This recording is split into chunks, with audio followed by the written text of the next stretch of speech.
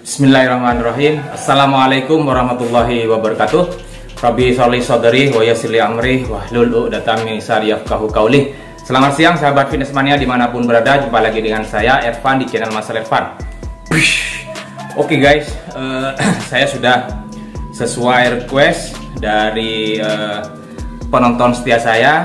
Saya lupa namanya, bagaimana sih cara melatih atau menstimulasi gerakan-gerakan ringan membentuk otot glutes atau bokong di rumah tanpa menggunakan beban sama sekali. Bisa disimak nanti ya. Oke, jadi insya Allah ada 3-4 variasi lah, kurang lebih seperti itu. Bisa dilakukan setiap hari 3 menit, dalam seminggu 3 kali boleh, setiap hari boleh. Yang tidak boleh itu adalah yang tidak dilakukan setiap hari.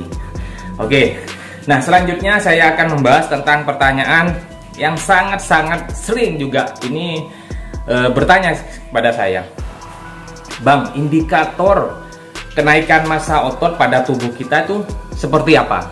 Nah, oke, akan saya jawab semampu saya, sebisa saya. Oke, jadi perkembangan massa otot itu tidak serta-merta kita menggunakan alat timbang ya, digital. Biasanya banyak sekarang karena alat seperti itu kurang tepat juga akurasinya. Kadang naik, kadang turun, tergantung kondisi tubuh kita. Nah, sebelum teman-teman itu tahu apa sih yang bisa indikator pertumbuhan massa otot pada tubuh kita, nah alangkah baiknya teman-teman jika bisa menjawab pertanyaan ini, kemungkinan besar massa otot tubuh pada teman-teman juga bertambah. Apa saja pertanyaannya? Oke, yang pertama adalah apakah teman-teman merasa berat badannya naik? Nah, berat badannya naik. Ingat, otot itu juga punya berat, juga punya berat ya. Jadi, jika kita sering latihan dengan intensitas yang disiplin, dengan intensitas dari sedang, menengah sampai paling berat dengan konsisten, insya Allah akan naik BB kita. Dan itu disertai dengan peningkatan massa otot.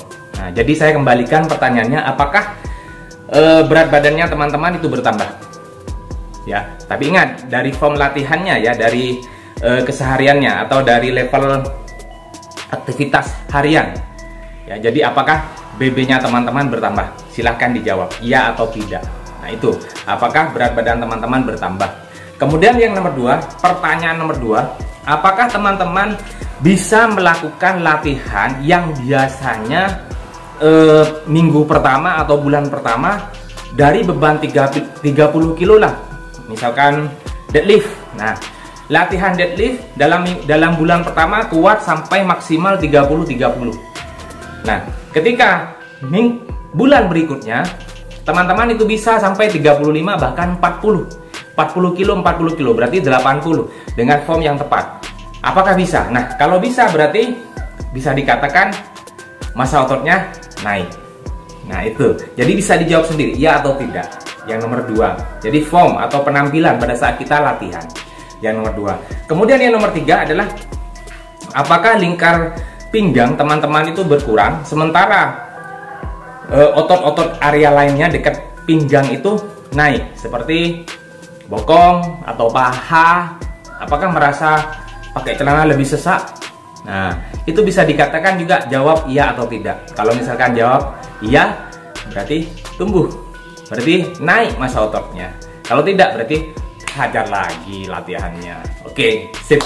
Itu yang nomor 3. Jadi dari ukuran, bukan lingkar pinggang tetap, tapi otot-otot tubuh yang lainnya di dekat pinggang itu bisa glutes, paha, kaki, pelvis, semuanya itu naik. Berarti itu bisa dikatakan naik massa ototnya. Nah, itu. Nah, selanjutnya adalah baju. Nah, ini juga ukuran baju. Biasanya teman-teman mungkin pakai baju, senang-senang pakai baju ngepres ya, pakai baju ngepres antara chest, shoulder. Nah, baju yang sebelumnya sering dipakai kemudian terasa sesak. Apakah iya atau tidak? Nah, kalau misalkan iya, berarti teman-teman bisa menjawab sendiri. Berarti massa ototnya bernaik atau bertambah. Nah, itu. Kemudian yang terakhir adalah bukan. Selanjutnya adalah sering-seringlah teman-teman itu untuk sering berfoto. Karena ada kalanya ketika kita latihan foto bulan pertama, mungkin ukuran dada tidak begitu signifikan ya. Tetapi mungkin teman-teman foto selanjutnya mungkin ada lekukan dari deltoidnya, tricepnya, atau bicepnya, atau trapsnya, nah itu bisa dikatakan naik massa ototnya. Jadi dari foto, visual, secara visual lah, ya atau tidak, ada penaikan atau tidak. Kemudian yang terakhir adalah biasanya ini, teman-teman yang menilai, orang-orang terdekat. Nah ini saya sering katakan, biasanya yang menilai adalah orang-orang terdekat kita, yang biasanya jarang ketemu, kemudian ketemu, melihat perubahan pada teman-teman.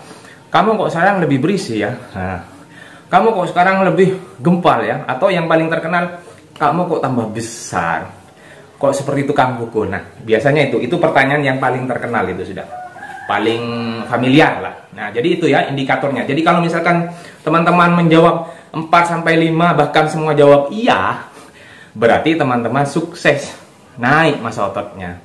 Paham ya? Jadi teman-teman sendiri yang tahu perkembangan massa tubuh otot sendiri. Karena apa? Karena otot itu, menaikkan massa otot tidak gampang teman-teman. Semuanya itu tergantung dari level kebugaran, dari rutinitas harian, dari pola makan, dari cara latihan, dan dari pola manajemen stres juga. Jadi itu sangat-sangat sulit sekali. Jangan membayangkan teman-teman, ya saya ini takut latihan, takut sering latihan, saya takut besar, seperti atlet-atlet binaraga. Nah, jangan berpikiran ke arah sana. Jika teman-teman memang niat, dengan niat dan usaha diarahkan ke sana, belum tentu juga teman-teman seperti mereka. Nah, makanya jangan berpikir saya sudah besar ketika latihan 2 bulan, 3 bulan. Jangan. Sepertiganya saja teman-teman tidak mungkin seperti teman-teman binaraga itu. Karena mereka memang dedikasinya, komitmennya luar biasa. Nah, jadi paham ya teman-teman ya.